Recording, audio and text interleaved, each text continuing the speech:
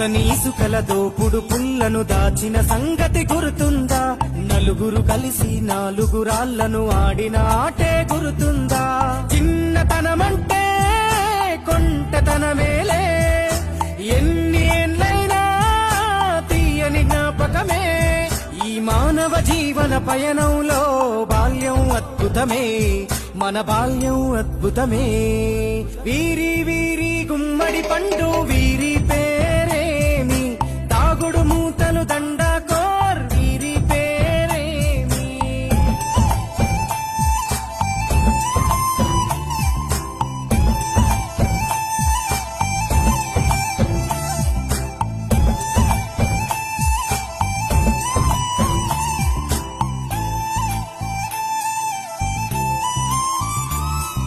పంటలు పంచి దొంగను ఎంచి